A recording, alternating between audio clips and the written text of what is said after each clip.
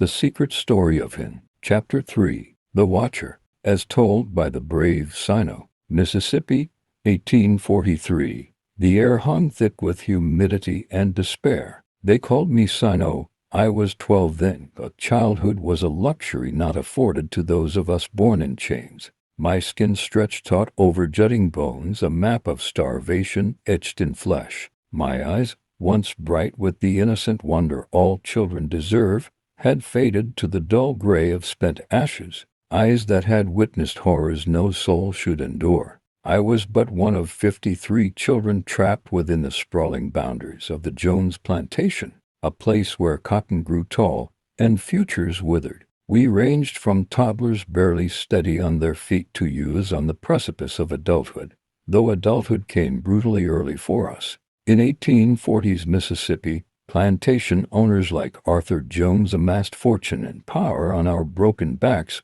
while the state's economy swelled with blood money, becoming the nation's 5th largest cotton producer. Our existence was a grim perversion of childhood.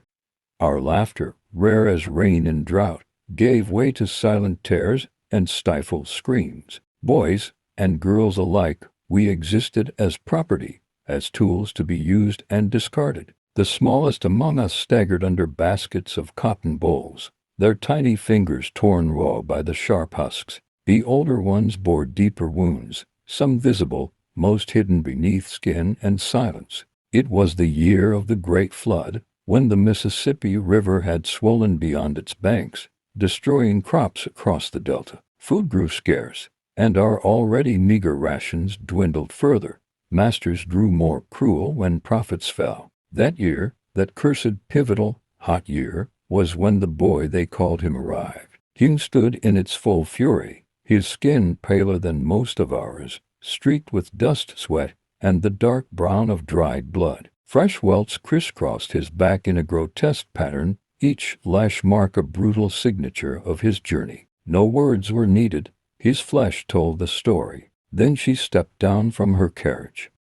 Mrs. Bessie Jones, a woman of refined cruelty, draped in wealth and wickedness. The black silk of her dress drank in the sun's heat, just as she absorbed power, control, and souls. Her gloved hand clutched Hin's thin arm with the possessive authority of someone who truly believed God sanctioned this abomination. Even from where I stood, I could see the violent blooms of purple forming beneath her grip, fingerprints of ownership pressed into living skin. She stopped before the overseer, surveying the yard like a queen among insects. This one's special. The honeyed sweetness of her Mississippi accent could not mask the poison dripping from each syllable. She let the words settle, let them twist in our guts before adding, with a smirk too cruel to be mistaken for kindness, "He'll be taken care of, better than any of you other niggers." My fingers curled into fists, nails biting into my palms.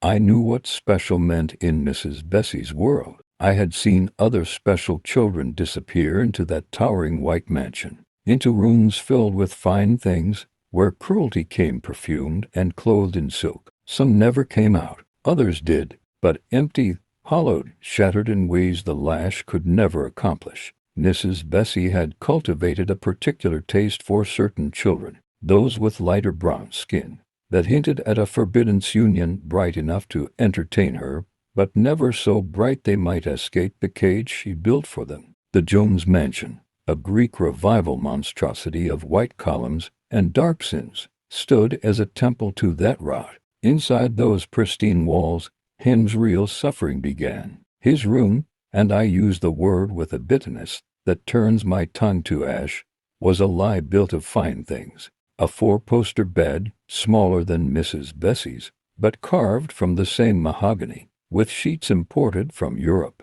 and smooth against skin unaccustomed to anything but burlap. Bookshelves lined with leather-bound volumes of Shakespeare, Milton, and the Bible words he was forced to read aloud while she watched with glittering eyes. A porcelain wash basin etched with delicate blue flowers that seemed to mock the bruises blooming on his skin. A wardrobe filled with clothing no slave child should ever possess. Costumes for her private theater of degradation. To an outsider, it looked like a privilege. To us, who knew the rules of this plantation sickness. It was nothing more than a well-furnished prison.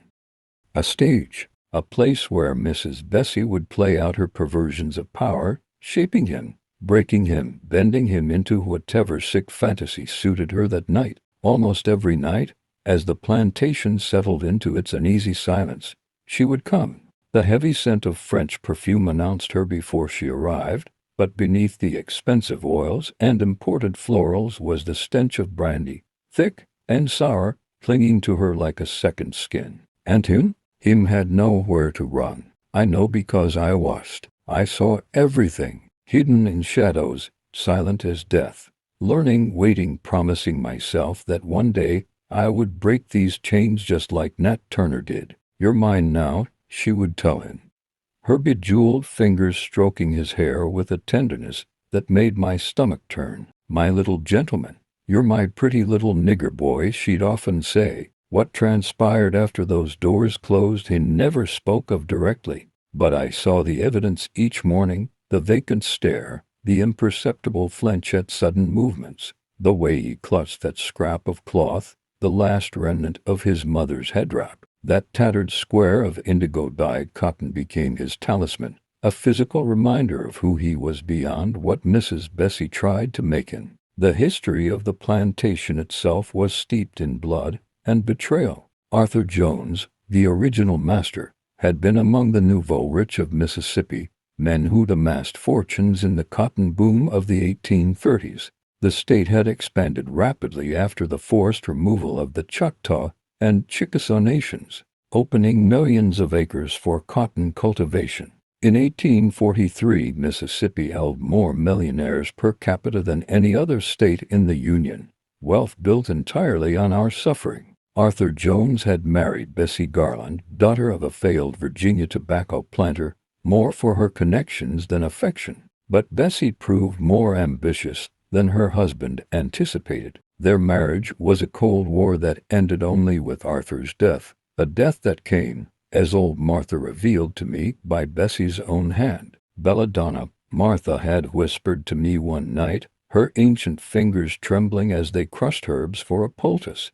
"Deadly nightshade, the white folks call it, grows wild in the shadowy parts of the garden where the soil stays damp. The berries look like tiny black cherries when they're ripe.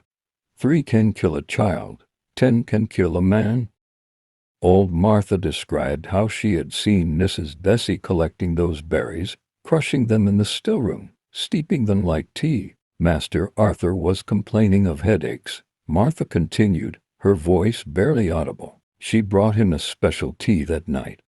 By morning, his eyes were wide as saucers, his throat closing tight as a fist. He clawed at the air like he was fighting demons. And she stood by the bedside, watching, not calling for help, just watching. No investigation followed Arthur's death. In 1843 Mississippi, a white woman's word was gospel, and Bessie Jones spoke eloquently of her beloved husband's sudden illness. With Arthur gone, Bessie inherited everything, over 500 acres of prime Delta land, 800 souls in bondage, and unlimited power to indulge her and Lucky George's darkest impulses. In the festering moral wound of the antebellum South, slave children existed in a special hell of vulnerability, treated as investments rather than humans, walking ledger entries with beating hearts. We had no legal protection whatsoever. Mississippi's slave codes of the 1840s explicitly denied us personhood, declaring us chattel to be used as our owners saw fit, to be worked, beaten, violated, sold, or slaughtered according to white whim. At night, children as young as 6 would be summoned to the main house, ostensibly to serve at dinner parties where wealthy planters and politicians gathered in obscene luxury. These men were pillars of Mississippi society, pastors and deacons in their churches. Fathers to their own cherished white children saw nothing wrong in using us as objects for their entertainment and gratification. Their hands, the same hands that caressed their wives and daughters with tenderness, grabbed at our flesh with entitled hunger. Him was not exempt from these gatherings, though Mrs. Bessie kept him primarily for herself and Lucky George. She dressed him like a porcelain doll in satin waistcoats and fine linen shirts, taught him to read despite laws forbidding the education of slaves, and forced him to recite poetry for her guests. His voice, still childishly high, stumbling over words like melancholy and forsaken while drunk men laughed and applauded his struggle. His mispronunciations were punished severely, with the lash that would not mar his appearance, but sometimes they would use more insidious methods. Lucky George took particular pleasure in these corrections. With his meaty hands and liquor-reddened face, he would force him to kneel on dried corn kernels until his knees bled through his fine trousers. Sometimes it was deprivation of food, to sharpen your mind, boy, while forced to watch others eat. Or worst of all, being locked in the root cellar where darkness and rats reigned supreme, where the damp earth smelled of decay and forgotten bones, where something skittered in corners no light had touched in decades. Once, after him had stumbled over a passage from Paradise Lost, I watched from my hiding place as Lucky George dragged him to the woodshed. The overseer's face was flushed with that particular excitement I'd come to recognize the perverted pleasure some white folk took in our pain. I heard the first crack of leather against skin, the muffled whimper quickly swallowed. "Don't mark his face," Mrs. Bessie called from the porch, annoyed but not intervening. "And not too hard on the back. I don't want him damaged." Her concern was not for the child but for her property, her living doll with its unblemished skin. I counted 17 lashes, each one landing with a wet sound that will haunt my dreams until I die. He never screamed, not once, just those small, hitching breaths that somehow cut deeper than screams ever could. I watched him from the shadows of the plantation, my heart torn between pity and a grudging, fierce admiration. How could one so young endure so much yet retain that flickering light behind his eyes? Others had been extinguished for less. I'd seen children retreat so far inside themselves they never came back, their bodies moving like empty shells across the plantation. His small body bore the marks of Bessie's affection and George's discipline, but his spirit remained unbroken, bent, perhaps, twisted into shapes no child's soul should take, but never completely subjugated. One humid night in late August, when the cotton bolls had begun to burst open like pale wounds across the fields, I found him alone by the edge of the property. The distant cries of another child echoed from the main house, one of the newer arrivals learning the true nature of our existence. Him sat perfectly still, his fingers working that scrap of indigo cloth, folding and unfolding it with mechanical precision. "You're strong," I told him, my voice catching on the words. At 12, I had appointed myself protector of the younger ones, a futile gesture in a place where none of us had any power. But it gave me purpose, stronger than you know. He raised his eyes to meet mine then.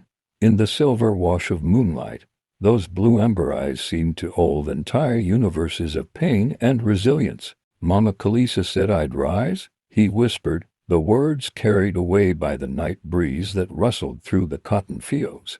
"But I don't know how." The words hung between us, a fragile thread of connection in a world designed to keep us isolated even from each other. In that moment, I understood that him was more than just another broken child on the Jones Plantation. He carried something I had almost forgotten existed: hope. "You will rise, Hin," I found myself saying, the words bubbling up from some untapped wellspring inside me. "Maybe not today, maybe not tomorrow, but you will rise. We both will." He looked at me skeptically, this child who had learned to trust nothing, especially not promises. His fingers never stopped working that scrap of cloth, the last link to a mother he would never see again. That night marked the beginning of an alliance that would transform not just our lives, but the lives of countless others. A blood oath spoken without blood, a covenant made by children with no legal right to make promises even about their own bodies. We whispered of a future where chains would rust and break. We spoke of a journey that would lead us far beyond the boundaries of the Jones Plantation, a legacy so powerful that even their history books, written by those who tried to erase us, couldn't ignore the great rebellion of him and Sinoe. Him didn't smile. I had yet to see what a true smile would look like on his face, but something shifted in his expression, a subtle reshaping that might have been the precursor to hope. But for most of that night, under the vast Mississippi sky where stars glittered with cold indifference to our suffering, he was simply just a child clutching a scrap of cloth. It represented his mother's words like a prayer against the darkness. I will rise. I will rise. I will rise. I, Sinoe, witnessed the birth of his determination. A boy trapped in my own hell but finding strange comfort in the quiet defiance of another. For if one child could maintain hope in such darkness, perhaps all was not lost.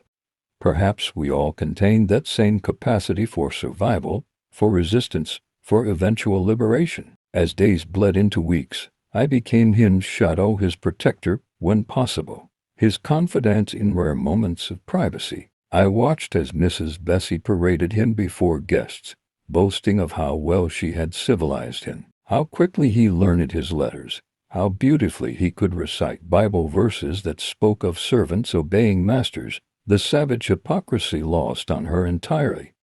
I heard his muffled sobs in the dead of night when he thought no one could hear. I saw how he washed himself raw each morning, skin red and chafed, as if trying to scrub away the memory of Mrs. Bessie's perfumed touch and Lucky George's rough hands. I knew when he'd been beaten by the way he moved, cautious as a wounded animal, favoring one side or unable to sit properly at breakfast. Yet somehow, he endured. That small scrap of indigo cloth became his lifeline, his connection to a mother who had promised him he would rise above his circumstances. In the stolen moments between work and sleep, I shared what little wisdom my additional years had granted me. How to appear docile while maintaining inner rebellion. How to move silently through the plantation to avoid notice.